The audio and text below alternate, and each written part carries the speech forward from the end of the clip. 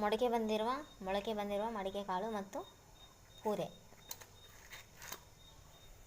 ಆರೋಗ್ಯಕರವಾದಂಥ ಅಡಿಗೆ. ಇದು ಮೊಳಕೆ ಕಾಳು, ಮಡಿಕೆಯಿಂದ ಮೊಳಕೆ ಕಾಳು ಬರೋಂಗೆ ಮಾಡಿದ್ದೀನಿ. ಬೆಳಗ್ಗೆ ನೆನ್ಸಕ್ಕೆ ಹಾಕಿ ಸಾಯಂಕಾಲ ರಾತ್ರಿ ಅಂತೆಲ್ಲ ಊಟ ಗೀಟ ಆದಮೇಲೆ ಎಲ್ಲ ಒಂದು ಕಾಟನ್ ಬಟ್ಟೆ ತಗೊಂಡು ನೀಟಾಗಿ ಕಟ್ಟಿ ನೀರೆಲ್ಲ ತೆಗೆದು ನೀಟಾಗಿ ಕಟ್ಟಿಟ್ಟರೆ ಬೆಳಕರಿದಾಗೆ ಮೊಳಕೆ ಬಂದೈತೆ. ಇದರಲ್ಲಿ ತುಂಬ ಪೋಷಕಾಂಶ ಇರುತ್ತೆ, ಜಾಸ್ತಿ ವಿಟಮಿನ್ಸ್ ಎಲ್ಲ ಇರುತ್ತೆ, ಆರೋಗ್ಯಕ್ಕೆ ತುಂಬ ಒಳ್ಳೆಯದು. ಇದು ಒಮ್ಮೆ ಮನೆಯಲ್ಲಿ ಮಾಡಿ ನೋಡಿ. ಮೊಳಕೆ ಬಂದಿದ್ರೇ ಚೆನ್ನಾಗಿದ್ದು, ತುಂಬ ಟೇಸ್ಟಿಯಾಗಿ ಬರುತ್ತೆ. ಇದು ಒಂದು ಸಿಂಪಲ್ ಮೆಥಡ್. ಮೊಳಕೆ ಕಾಳು ಫಸ್ಟ್ ಒಂದು ಪಾತ್ರೆ ಇಟ್ಟು ಎಣ್ಣೆ ಹಾಕಿ ನಂತರ ಮೊಳಕೆ ಕಾಳು,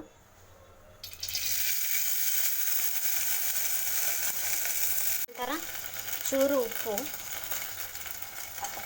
ಸ್ವಲ್ಪ ಅರಿಶಿನ ಪುಡಿ ಹಾಕಿ ಚೆನ್ನಾಗಿ ಮಿಕ್ಸ್ ಮಾಡಬೇಕು. ಚೆನ್ನಾಗಿ ಮಿಕ್ಸ್ ಮಾಡಿಕೊಂಡ್ರೆ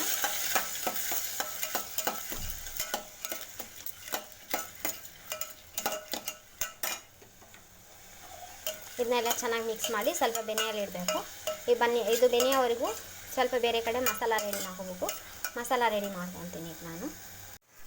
ಫಸ್ಟಿಗೆ ಮಸಾಲೆ ರೆಡಿ ಮಾಡ್ಕೋಬೇಕು.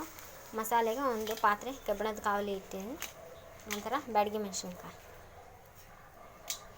ಮೆಣಸಿನ್ಕಾಯಿ, ಆಮೇಲೆ 4 ಲವಂಗ, ಆಮೇಲೆ ಸ್ವಲ್ಪ ಚಕ್ಕೆ,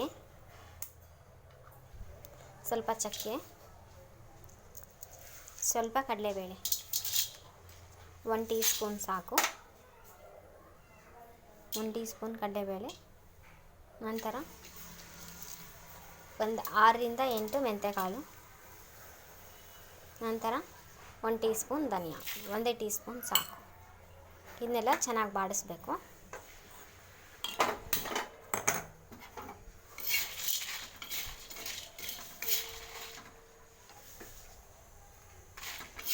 ಇದನ್ನೆಲ್ಲ ಚೆನ್ನಾಗಿ ಬಾಡಿಸ್ಕೊಂಡು ಸ್ವಲ್ಪ ಹೊಂಬಣ್ಣ ಬರೋಂಗೆ ಬಾಡಿಸ್ಬೇಕು. ಇದನ್ನು ಕಂದು ಬಣ್ಣ ಅಥವಾ ಹೊಂಬಣ್ಣ ಅಂತಾರಲ್ಲ ಅಷ್ಟು ಬರಬೇಕು.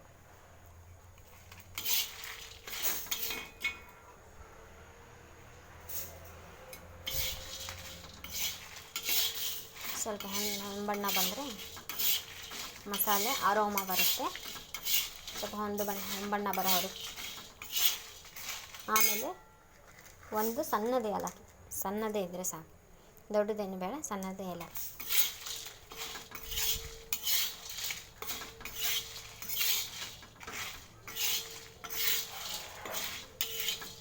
ಇದೆಲ್ಲ ಚೆನ್ನಾಗಿ ಮಾಡಿ ಪೌಡ್ರ್ ಮಾಡಬೇಕು. ಇದನ್ನೆಲ್ಲ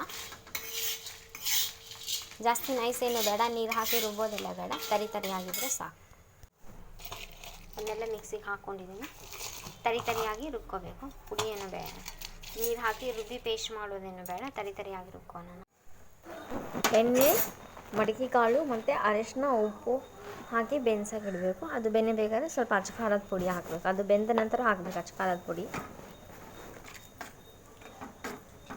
ಚೆನ್ನಾಗಿ ಮಿಕ್ಸ್ ಮಾಡಬೇಕು.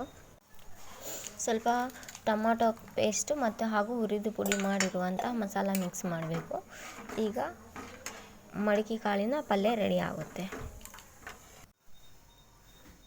ಮೊಳಕೆ ಬಂದಿರುವ ಮಡಿಕೆ ಕಾಳು ಮತ್ತು ಪೂರೆ ಆರೋಗ್ಯಕರವಾದಂಥ ಅಡಿಗೆ.